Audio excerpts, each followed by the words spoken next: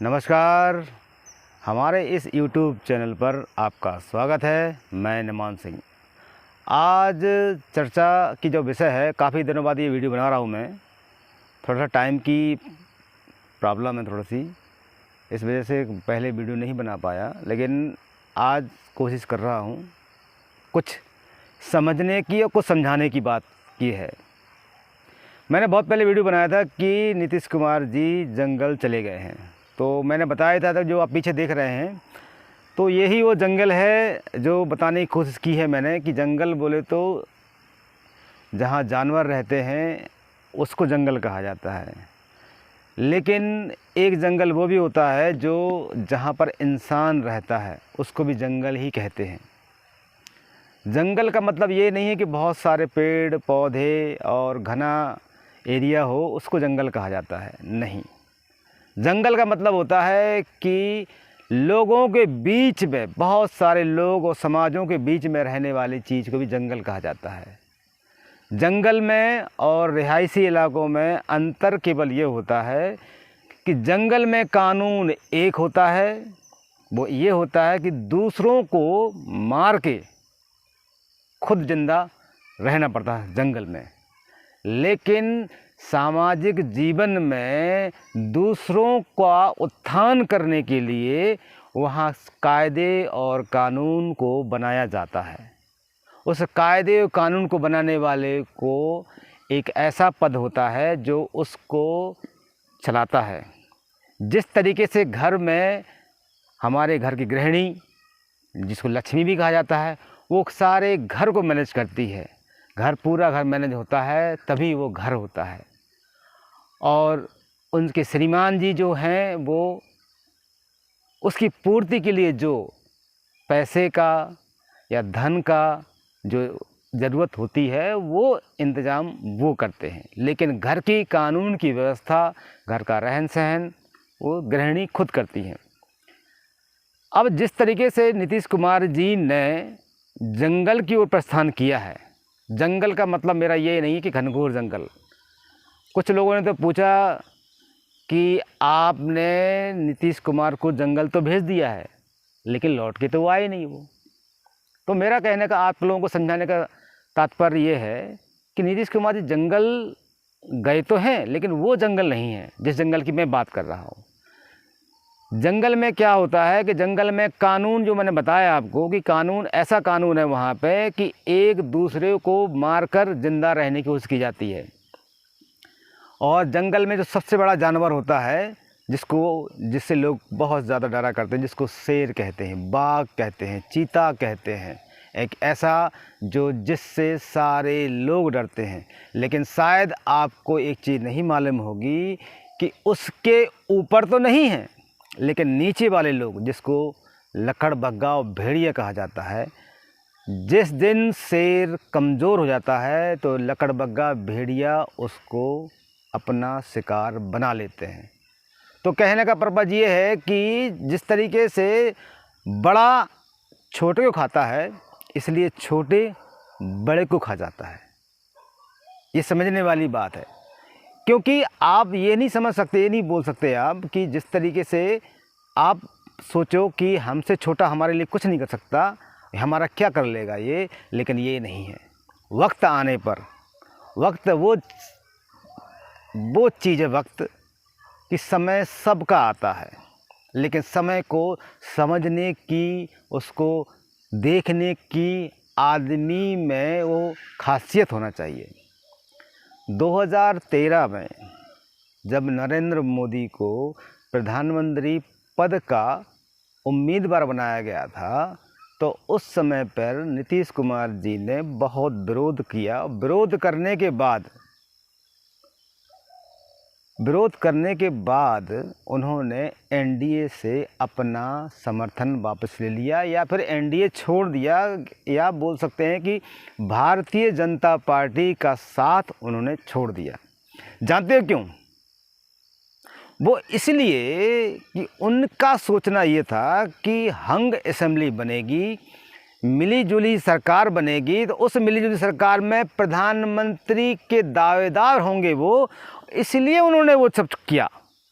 प्रधानमंत्री उनका पद के लिए, जबकि आप अगर उनके भाषण और उनकी जो वो बोलते हैं तो कैसे बोलते हैं आप समझ लीजिएगा ना, जानिएगा ना, तो समझिएगा, जानिएगा।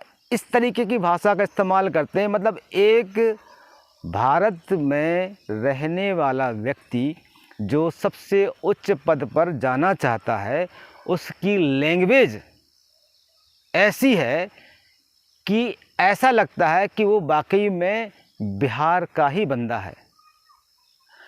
श्री नरेंद्र मोदी जी जब वो वहाँ पर मुख्यमंत्री थे गुजरात में, आप उनका वक्तव्य और भाषण देखिए, उनका बोलने का तरीका देखिए। उनके बोलने के तरीके से ऐसा आपको नहीं लगेगा कि ये बंदा गुजरात का है। उनके वक्तव्य से ये लगता है कि ये बंदा पूरे भारत का है। कहीं से भी किसी तरीके से भी उनके बोलने का अंदाज़, उनके कहने का अंदाज़ आपको बुरा लग ही नहीं सकता। और जब बुरा नहीं लग सकता तो आदमी इसको सुनता है। मुझे ध्यान है जब वो पहली बार जब 2013 में उनका नाम अनाउंस हुआ था तो हम लोग बहुत खुश थे। जानते हो क्यों? ये नहीं है कि गुजरात से हैं, ये इसलिए कि श्री नरेंद्र मोदी जी ने अपने क्षेत्र में बहुत अच्छे काम किए और उन्होंने किसी के बारे में गलत और किसी के बारे में नहीं सोचा।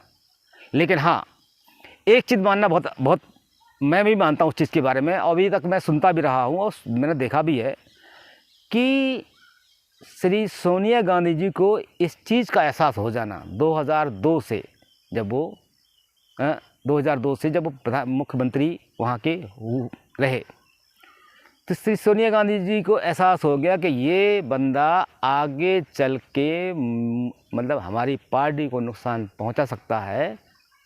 तो उन्होंने सारी एजेंसियां, सारे जितने भी वो एनजीओ होते हैं, उनको उनके काम पे लगा दिया और यहाँ तक कि ब्यूरोक्रेट को भी लगा दिया। आदमी सच्चा था।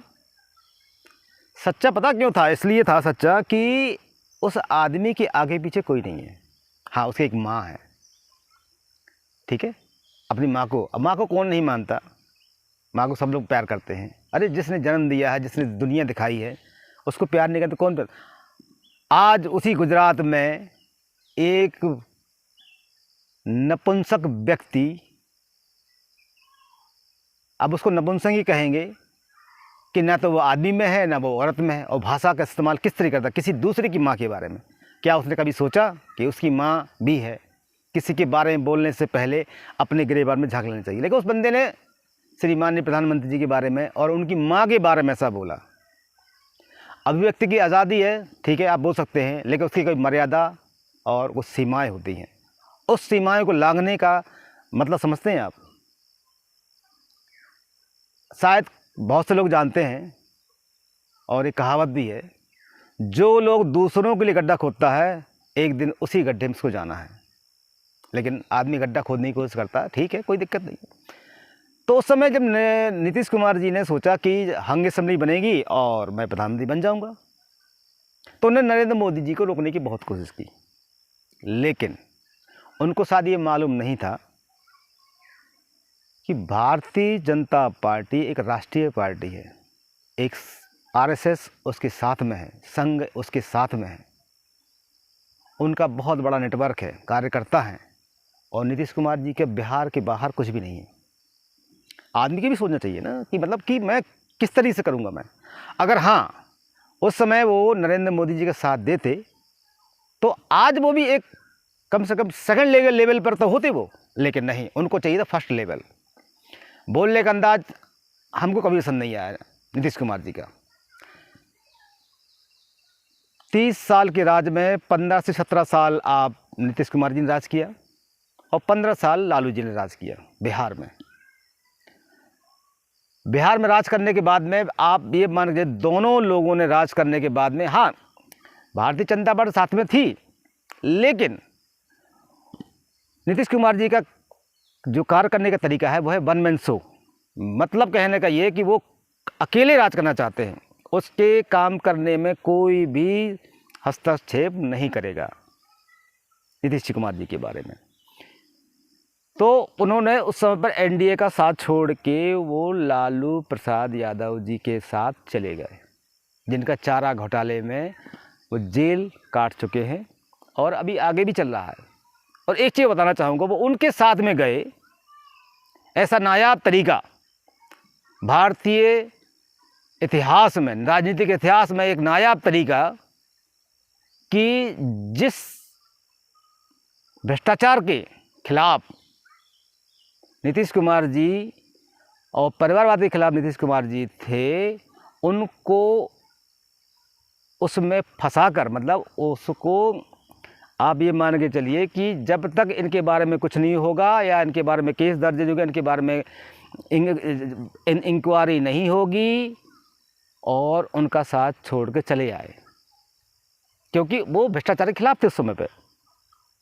और ब्यूरोक्रेट में उनकी पकड़ कमज़ोर हो रही थी और वो जो वन मैन शो का काम करना चाह रहे थे वो उनका जा रहा था, तो उन्होंने उनका साथ छोड़ दिया। और लालू प्रसाद यादव जी के बारे में जो अभी देखकर पढ़कर पता लगता है कि जब वो रेल मंत्री थे तो उन्होंने पैसा नहीं लिया, उन्होंने ज़मीन ली। ज़मीन दो नौकरी लो, बताइए ऐसा कभी सुना है आपने? और ज़मीनें भी वो ज़मीनें जो आपकी बहुत अच्छे मौके पर हैं,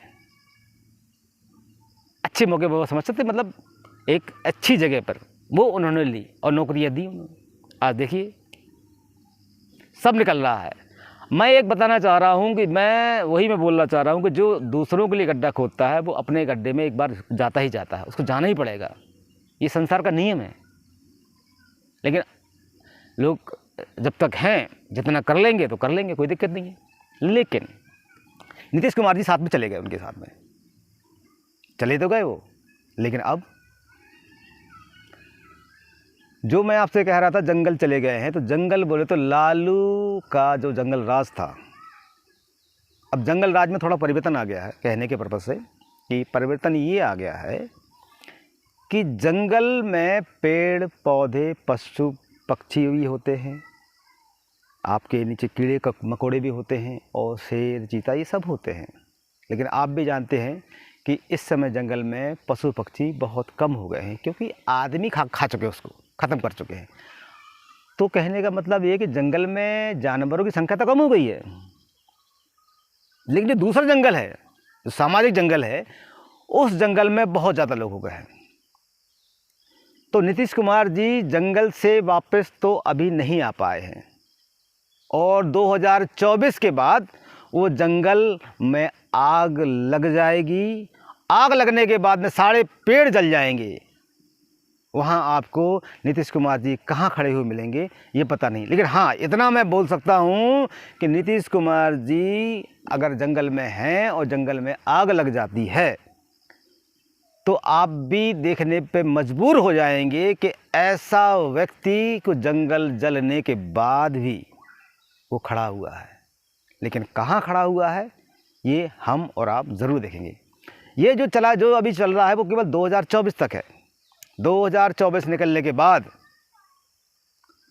माननीय प्रधानमंत्री श्री नरेंद्र मोदी जी की दोबारा सरकार जब आ जाएगी तो इन सब लोगों को समझ में आ जाएगा कि ऐसा क्या हो गया है और इस तरीके से क्या है कि जो इतने सब लोग पीछे लगने के बाद भी नहीं कर पाए। जानते हो क्यों? वो इसलिए कि जब इंदिरा गांधी की सरकार गिरी थी तो उस समय जनता दल एक पूरी पार्टी बनी थी, सबको मिला के एक पार्टी बनी थी। तो उस पार्टी में सब लोग मिलके सरकार तो बनी, लेकिन इतनी खींचातानी हुई कि वो पार्टी कितने भागों में बटी वो आप भी समझ सकते हैं और जान सकते हैं, और मुझे ही मालूम है। उसी पार्टी का एक छोटा टुकड़ा जो है वो नीतीश कुमार जी हैं।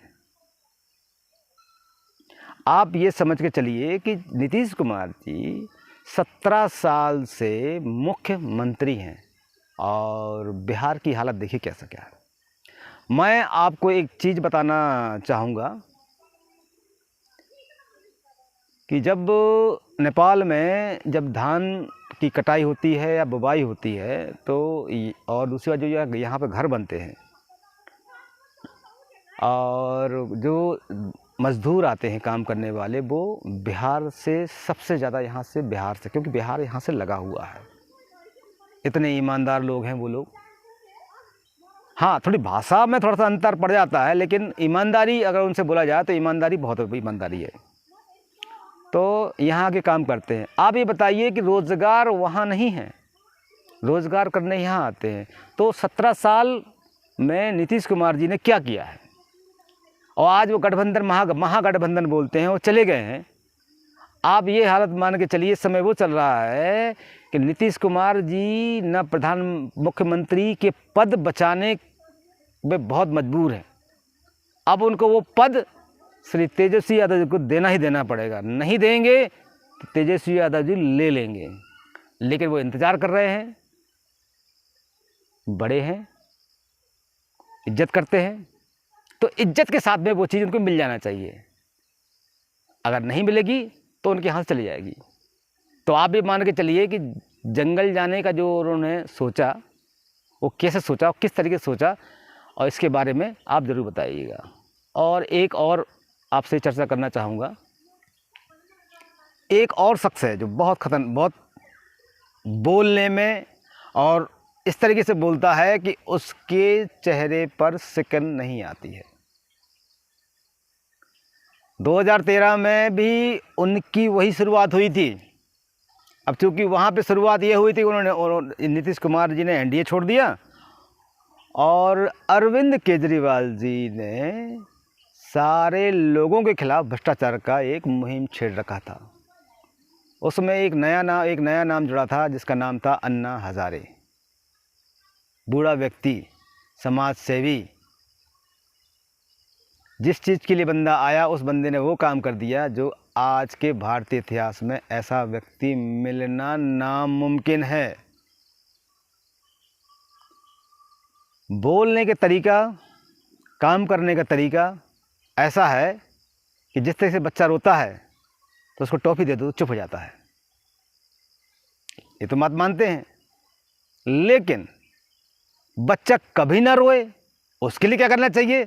तो उन्होंने वो इंतज़ाम कर दिया है कि बच्चा रोने पर जहाँ देखेगा उसको टॉफ़ियाँ भरी हुई मिलेंगी। उन्होंने वो काम किया है। ऐसा व्यक्ति मिलना तो नामुमकिन है।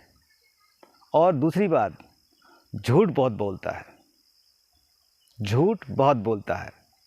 हाँ, उनके समर्थक हैं, ऐसा नहीं है, दुनिया में सबके समर्थक होते हैं, सब लोग जानते हैं कि समर्थक हैं, लेकिन सच्चाई भी जानना चाहिए सबके बारे में कि सच्चाई क्या है।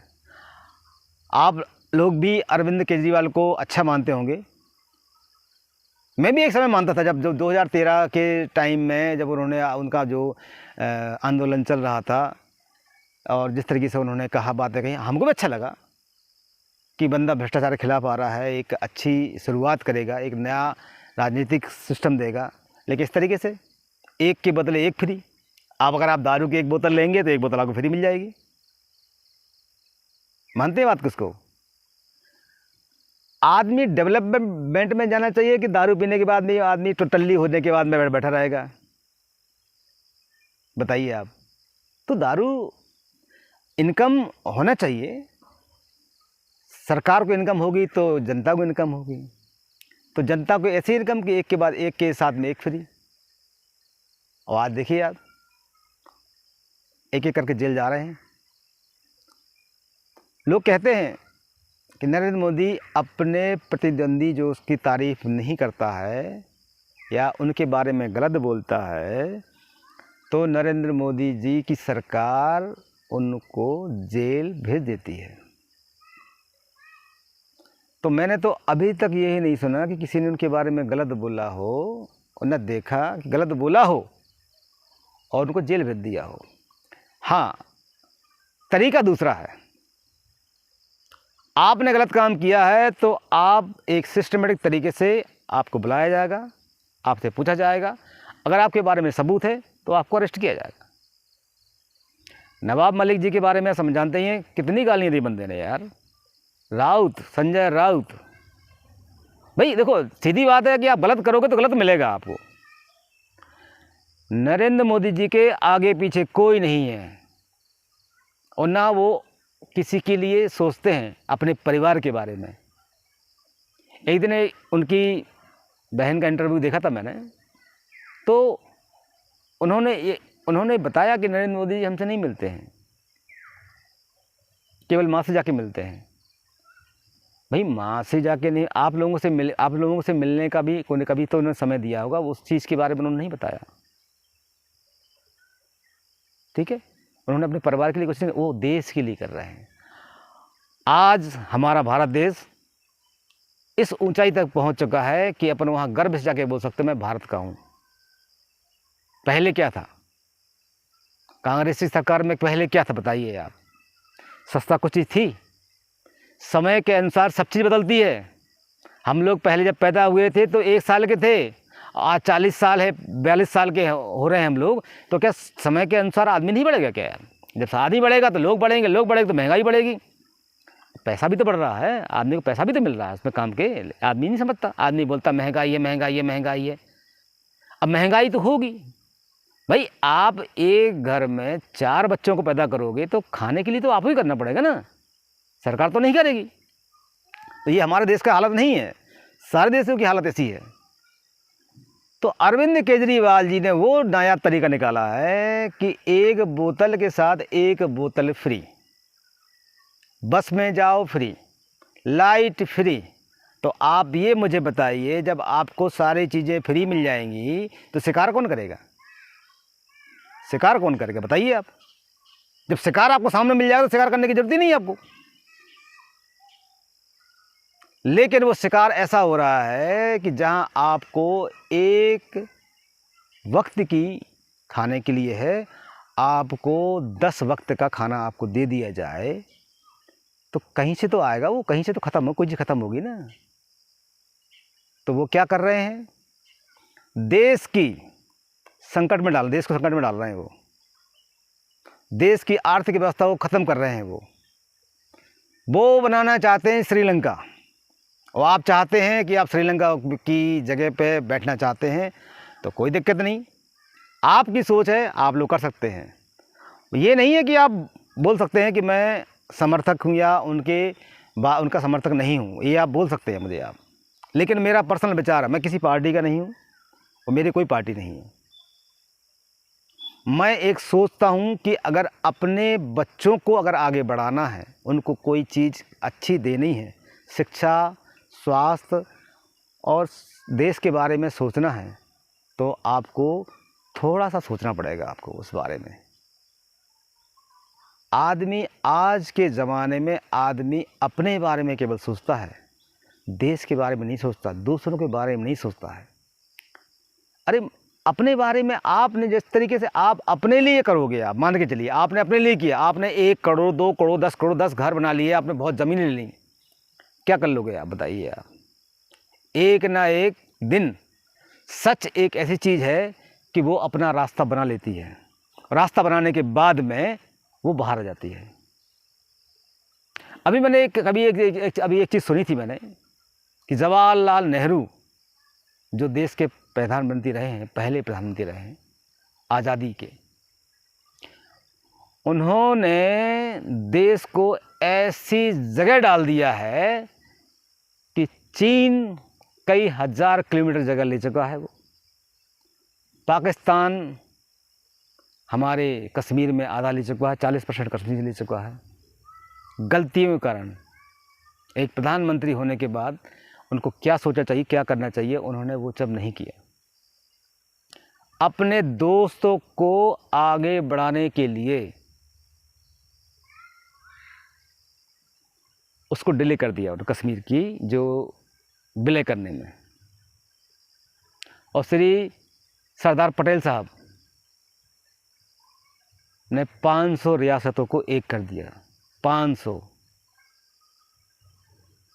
और नेहरू जी ने एक रियासत को इस कदर कर दिया है कि एक साल में हज़ारों बंदे या हमारे वहाँ के रहने वाले भाई लोग बहनों को गोली मार दी जाती है।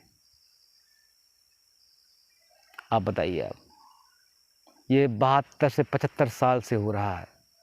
हाँ हाँ, नहीं 90 से 91 से चल रहा है सब। 30-35 साल तो हो ही गए हैं इसमें। तो कभी सोचिए इस बारे में आप भी। आप सोचे कि जो इतिहास पहले लिखा गया था, जो चाचा नेहरू के बारे में बताया गया था, चाचा नेहरू, पंडित जवाहरलाल नेहरू, जो कि जिसने हिंदू सभ्यता को कभी माना ही नहीं, जिन्होंने सोमनाथ मंदिर जो बन रहा था उसके उद्घाटन में जाने के लिए राजेंद्र प्रसाद जी जो हमारे राष्ट्रपति रहे उनको जाने से मना किया। हिंदू सनातन धर्म के वो अनुयायी नहीं थे वो, और लिखते थे पंडित जवाहरलाल नेहरू, एक तमगा बनाने के लिए। तो देश की राजनीति में जिस तरह की जो चल रहा है और जिस कदर से वो ये लोग सब कर रहे हैं, तो वो उसका मेरा एक ही जो सोच है और वो जो मैंने समझा है वो जाना है, और वो चीज़ मैं आपसे पूछना भी चाहता हूँ। और थोड़ा सा अगर मैं कहीं गलत हूँ तो मैं उस बारे सजेशन भी चाहता हूँ कि आज हमारा जो देश है वो आगे बढ़ रहा है कि पीछे जा रहा है। अब आप इस बारे में बताइए मुझे ज़रूर। लेकिन मैं जो कहना चाहता हूँ कि आज हमारा देश बहुत आगे जाने की कोशिश में है, और श्री नरेंद्र मोदी जी आगे लेके जाने की भरसक प्रयास कर रहे हैं, और वो उस जगह तक पहुंचाने की कोशिश करेंगे जिस जगह उसको पहुंचना चाहिए। जिस तरीके से सारे देश हमारे भारत को नीचा करने की, उसको बर्बाद करने की कोशिश कर रहे हैं, उसमें वो सफल ना हो पाए, और हमारे देश के लिए हमारे बच्चे जो आगे चल के उसका भविष्य बनेंगे, उस भविष्य बनाने के लिए हम लोगों को भी सहयोग करना पड़ेगा, और सहयोग करेंगे तो आगे बढ़ेंगे। हाँ, एक चीज़ बोल सकते हैं आपसे हम कि नीति गलत हो सकती है, लेकिन नियति गलत कभी नहीं हो सकती है। और ऐसा व्यक्तित्व वाला, धर्म वाला व्यक्ति कभी नहीं मिलेगा। अगर हम लोग चूक गए तो हम लोग बहुत पीछे चले जाएंगे। अगर देश बनेगा तो हम लोग बनेंगे, अगर देश नहीं बनेगा तो हम लोग कभी नहीं बन पाएंगे। सोच और आपकी और हमारी सोच को, ऐसा नहीं है कि हम गलत सोचते होंगे, लेकिन हमको एक अच्छा सोचना पड़ेगा, क्योंकि हमारे देश के बारे में बाहर की जो यूरोप कंट्री है या फिर चाइना है, ये हमारे, या पाकिस्तान है, हमारे देश के बारे में अच्छा नहीं सोचते हैं। यहाँ तक कि जो हमारे यहाँ पे जो अल्पसंख्यक हैं उसके बारे में बोलते तो हैं, लेकिन वो बंदा वहाँ चला जाए तो उसके बारे में बहुत गलत सोचते हैं। वो यहाँ का नहीं मानते, वो वहीं का मानते हैं। और लोग, यहाँ के लोग, अल्पसंख्यक के लोग जो सपोर्ट करते हैं। लेकिन वहाँ की विचारधारा और यहाँ की विचारधारा में बहुत बड़ा फ़र्क है। हम लोग यहाँ रहते हैं तो सब लोग मिलजुल के रहते हैं। हम लोग मिलजुल के, हमको अपने देश को आगे बढ़ाना है। और जो आदमी की महत्वाकांक्षा है, तो उस आदमी के बारे में हमें ये भी सोचना है कि महत्वाकांक्षा तो अच्छी चीज़ है, लेकिन उस लायक है कि नहीं है वो। मान लीजिए अरविंद केजरीवाल हमारे देश के प्रधानमंत्री बन जाते हैं और सब कुछ फ्री दे दिया,